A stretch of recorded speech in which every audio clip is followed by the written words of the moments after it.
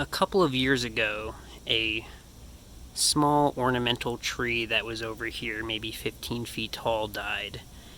And these things started growing up around it.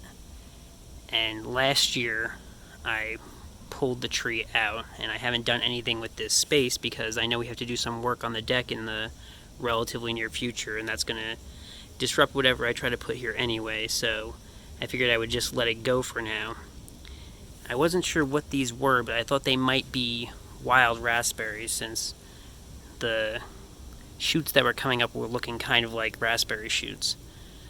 And this year, upon further inspection, I've done some research, and it turns out these are wineberries. And let me pull in close and show how these are different than typical raspberries. So the way I was able to determine that these are actually wineberries is a few things. For one, a couple of things that are distinctive of wineberries is the underside of these leaves are like very white. That is one distinctive sign of a wineberry. And then if I can find some unripe ones now. So these are the buds of the flower, and eventually wineberries will come out of these. And unlike other raspberries that I've seen, at least, it has this calyx here, which is the kind of protective outer layer before it opens up with the fruit. This stays all the way covering the fruit until it's fully ripe. So if I find another one, so here you can see that this one is just about fully ripe, and the calyx has started to open up, and on ones that are fully ripe it's even further open. If you can see some ones that I picked over here, these I already picked these. The calyx is all the way bent back. Let me see if I can find a ripe one with the fruit still on it. Here we go. So this one is very ripe, and you can see the calyx is just about fully withdrawn. Here's another one that's fully ripe, and the calyx is all the way open. And I have some raspberries growing in another part of the yard, and I'll go show those as comparison.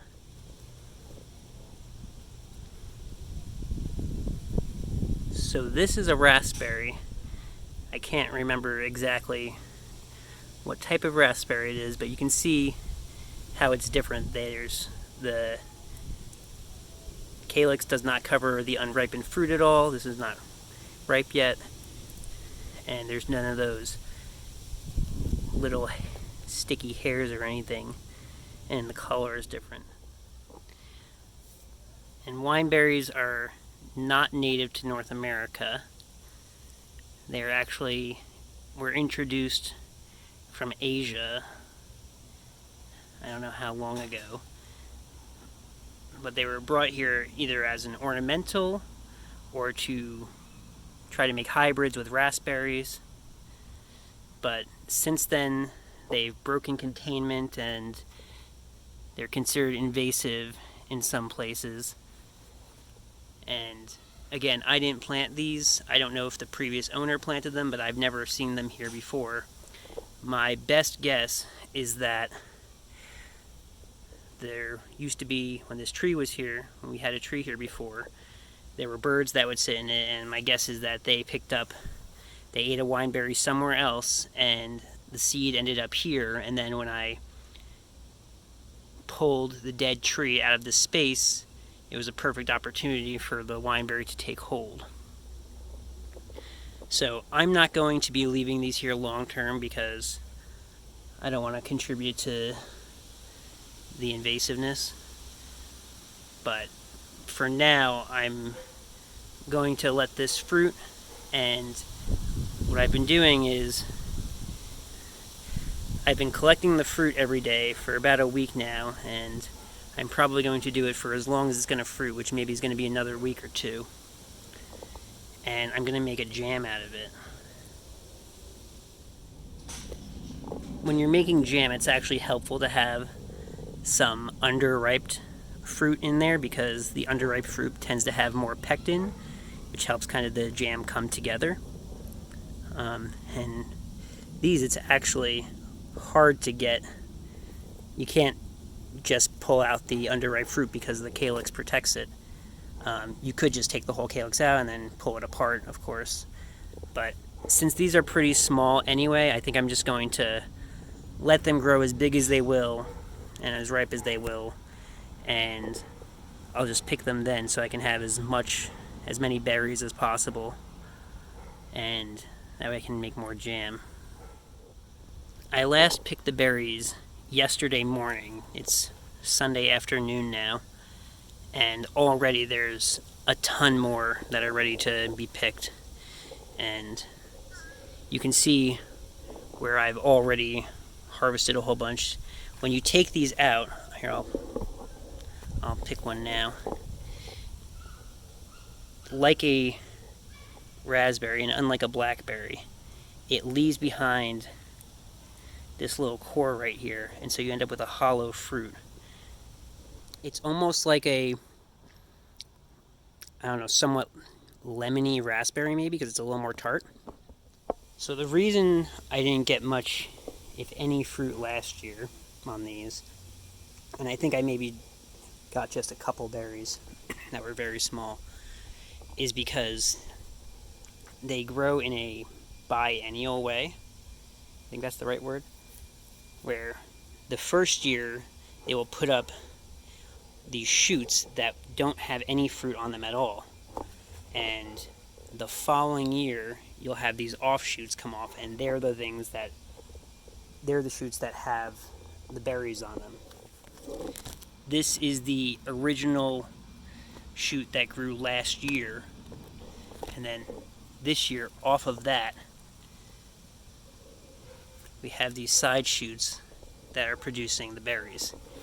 Whereas this green one that's still green is a shoot that grew up this year, and it does not have any berries on it. Sometimes if you miss one for a couple days, you find it's got this like really, really cool dark red color. And I guess this is when it would be its most ripe.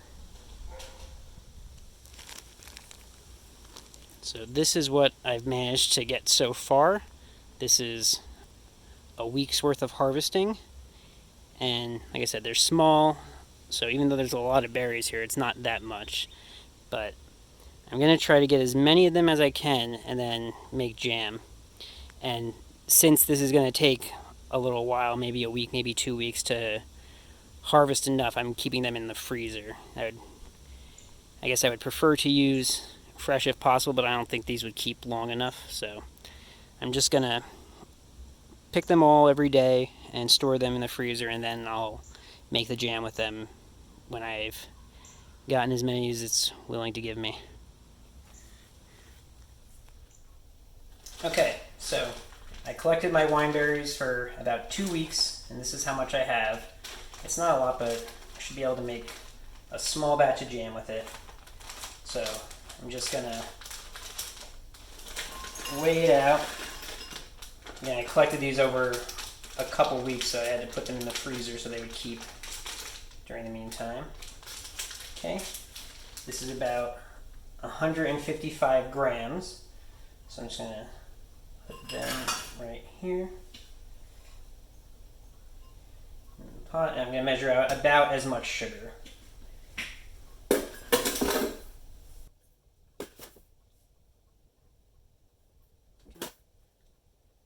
Okay, and 155 grams of sugar. So just mixing these together. And the only other thing is just a squeeze of lemon that go in here. And I'm just gonna move over to the stove and make jam.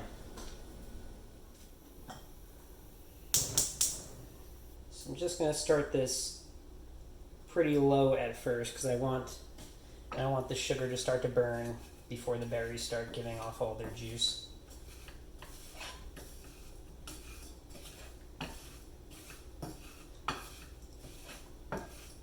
I'm just stirring it all together a little bit. I'm basically just making a generic, simple raspberry jam. This is what I would do if I was making raspberry jam that I only was going to put in the fridge. I'm not planning to can this, so if I were canning it, I would probably follow a recipe more closely and might add pectin at that point, but I think that with the berries I have, hopefully there's enough pectin in them that they'll set nice. And as the berries are starting to, I'm stirring, the berries are starting to break down a bit. They're absorbing all that sugar.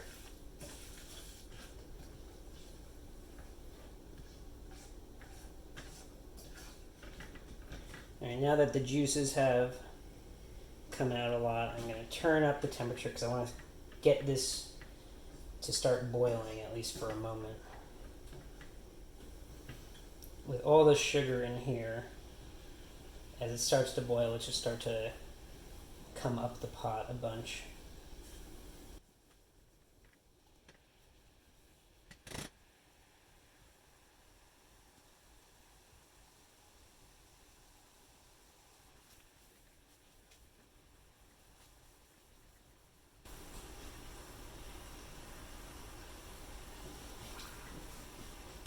The idea at this point is to start driving off all this excess water so that the pectin that naturally exists within the berries can start forming together and get it to set. Okay. There's not a lot here, so I don't want to go too far, so I'm just gonna let it cool down at this point and see if it starts to come together. So the way to test how it's going to set is to take a spoon and put it in the freezer for a little bit so it's nice and cold, and then just put a little onto your spoon and see it's only running a little bit, but it's kind of mostly staying put. So I'm going to put this in the freezer for like a minute and just see if it stays like that. Okay, so I just left this in the freezer for about a minute, and you can see that it's set pretty nice. It's not running or anything. Oh my god, it tastes really good too. Perfect. Okay, so I'm just going to move back over to the counter and put this in a jar. So I've just got a small jar here. This didn't make a whole lot. And these berries aren't that big, and I only have a little bit. So while this is still easy to pour, I'm going to get this into a jar.